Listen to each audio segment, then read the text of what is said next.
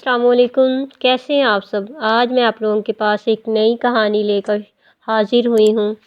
مولانا جلال الدین رومی یہ بزرگ تھے شمس تبریز، جن کا اصل نام شمس الدین، اور وہ دنیا میں استاد مولانا جلال الدین رومی کے نام سے مشہور ہوئے۔ اللہ تعالیٰ نے انسانوں کی بھلائی کے لیے جو پیغام حضور اکرم صلی اللہ علیہ وآلہ وسلم کے ذریعے دنیا میں قرآن پاک کی صورت میں پھیلایا، نیک بندوں نے اس پر عمل کیا اور دوسروں کو سیدھا راستہ دکھانے کے لیے اس کی تبلیغ بھی کی۔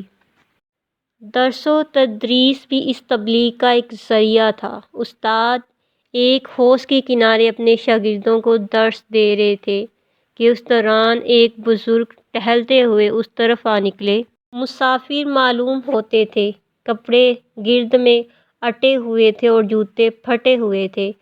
تھوڑی دیر سنتے رہے، پھر بولے، اس کتاب میں کیا ہے؟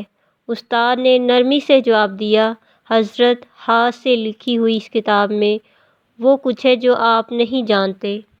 بزرگ نے کہا، دکھاؤ۔ پھر کتاب ہاتھ میں لی اور پانی سے بڑے حوض میں پھینک دی۔ استاد پریشان ہو گئے، روحاں سے ہو کر کہا، یہ آپ نے کیا کر دیا حضرت؟ میری ساری محنت ضائع کر دی۔ بزرگ نے کہا، ارے روتا کیوں ہے، ٹھہر جا۔ کہہ کر حوض میں ہاتھ ڈال کر کتاب نکالی اور استاد کے ہاتھ میں تھما دی۔ کتاب اسی طرح خشک تھی جیسے پہلے تھی۔ استاد حیران رہ گئے، پوچھا، حضرت یہ کیا؟ بزرگ نے کہا، میاں یہ وہ ہے جو تم نہیں جانتے۔ یہ کہہ کر بزرگ تیز تیز قدموں سے چلتے ہوئے نظروں سے اوجھل ہو گئے اور استاد گمسم کھڑے رہ گئے۔ حواس بحال ہوئے تو پیچھے دوڑ پڑے اور ان سے لپٹ گئے۔ تو بچوں، یہ بزرگ تھے شمس تبریز۔ ان کا اصل نام شمس الدین اور استاد مولانا جلال الدین رومی کے نام سے یہ مشہور تھے، جن کے بارے میں آج آپ کو تفصیل سے بتائیں گے۔ جلال الدین رومی 4 ربیع الاول 604 ہجری کو جمعے کے روز افغانستان کے قدیم شہر بلخ میں پیدا ہوئے۔ والد شیخ بہاؤالدین عالم فاضل بزرگ تھے۔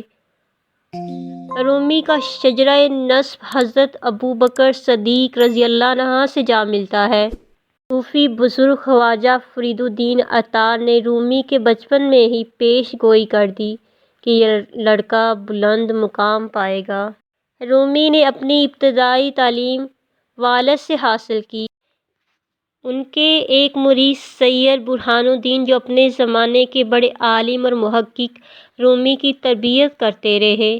رومی کی عمر تقریباً 1400 سال تھی جب 1220 میں افغانستان پر منگولوں نے حملے شروع کر دیے۔ جنگ بزدل کے ان حالات سے متاثر ہو کر ان کے والد نے ہجرت کا ارادہ کیا، بغداد، حجاز اور شام سے گزرے۔ پھر سلجوقی شہزادے علاء الدین کیقباد کی درخواست پر جنوبی ترکی کے قدیم شہر کونیا پہنچ گئے۔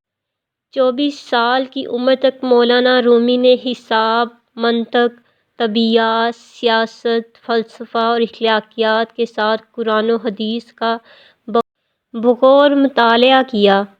مختلف درسگاہوں سے مزید علم حاصل کرتے رہے۔ 34 برس کی عمر میں مسلمہ عالم بن گئے۔ 27 جمادی الثانی 642 ہجری کو بدھ کے دن جب مولانا شمس تبریز سے ان کی پہلی ملاقات ہوئی، اس وقت ان کی عمر 37 سال تھی اور شمس تبریز 60 سال کے تھے۔ اس ملاقات نے مولانا رومی کی زندگی میں انقلاب برپا کر دیا۔ مولانا رومی اپنی زندگی میں کثرت سے ریاضت کرتے رہے۔ 10-10، 20-20 دن کے مسلسل روزے رکھتے اور ہرگز کچھ نہ کھاتے۔ نماز پڑھتے وقت ان کا چہرہ سرخ ہو جاتا۔ کئی مرتبہ عشاء کی نماز کے بعد 2 رکعت نفل کی نیت کرتے اور انہی 2 رکعتوں میں صبح ہو جاتی۔ ایک بار نماز کے دوران رو دیے، سردی کی شدت سے آنسو چہرے پر جم گئے۔ یہ مولانا جلال الدین رومی کی وہ تصنیف ہے جس میں انہوں نے قرآنی تعلیمات کے ساتھ ساتھ افلاطونی خیالات، عیسائیت، یہودیت، مجوسیت اور ہندو نظریات بھی شامل کیے ہیں۔ اس کتاب کی 6 جلدیں ہیں۔ اصل کتاب فارسی زبان میں ہے، لیکن اس کا ترجمہ دنیا کی تقریباً ہر زبان میں ہو چکا ہے۔ اس کتاب میں 2626 اشعار ہیں۔ روحانی تربیت کے لیے ایک بنیادی کتاب ہے۔ مولانا رومی علامہ اقبال کے روحانی مرشد تھے۔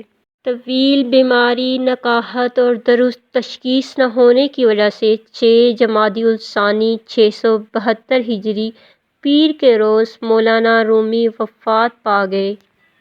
آپ کی وفات کے تقریباً ایک ہفتے بعد آپ کی چہیتی بلی بھی مر گئی۔ اسے آپ کی قبر کے برابر میں دفن کر دیا گیا۔ مولانا کے بعد ان کی پوتی اور ان کے دوسرے بیٹے سلطان ولد کی بیٹی ایک عرصے تک اپنے دادا کے افکار کی نشر و اشاعت کرتی رہیں۔ تو یہ تھی آج کی ہماری کہانی۔ امید کرتی ہوں آپ سب کو بہت پسند آئی ہوگی۔ آپ سب نے کچھ نہ کچھ سیکھا ہوگا اس سے۔